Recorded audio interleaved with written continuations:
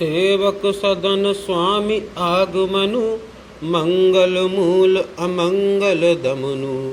तदपि उचित जनु बोलि सप्रीति, पठय काज नाथ असिनीति।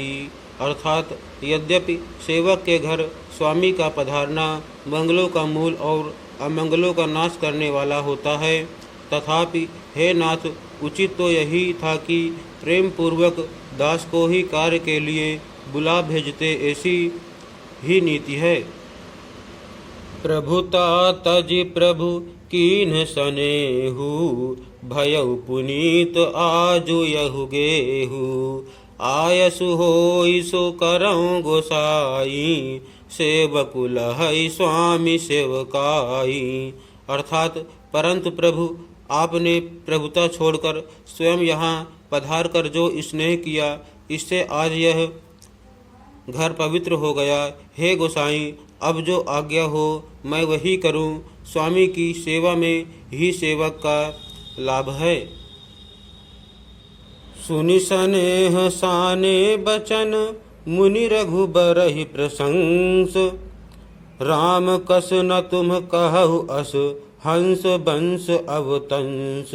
अर्थात श्री रामचंद्र जी के प्रेम में सने हुए वचनों को सुनकर मुनि वशिष्ठ जी ने श्री रघुनाथ जी की प्रशंसा करते हुए कहा कि हे राम, भला आप ऐसा क्यों न कहें, आप सूरवंश के भूषण जो हैं।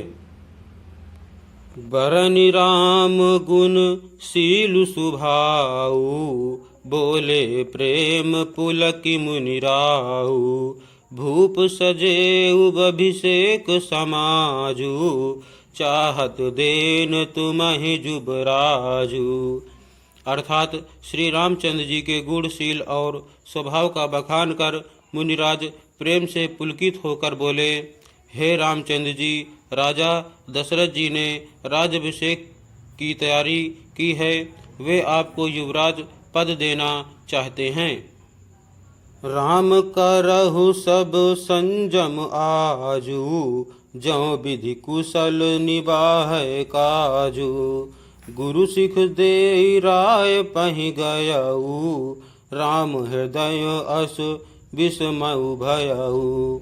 अर्थात इसलिए हे राम जी, आज आप उपवास हवन आदि विधि पूर्वक सब संयम कीजिए, जिससे विधाता कुशल पूर्वक इस काम को निबाह दें, सफल कर दें।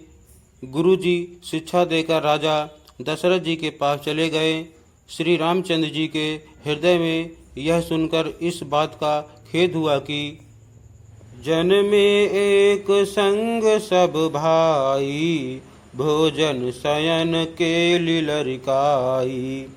करन वेद उपबीत बिआहा, संग संग सब भय उछाहा। अर्थात हम सब भाई एक ही साथ जन्मे, खाना सोना, लड़कपन के खेल कूद, कनछेदन, यज्ञोपवीत और विवाह आदि उत्सव सब साथ साथ ही हुए।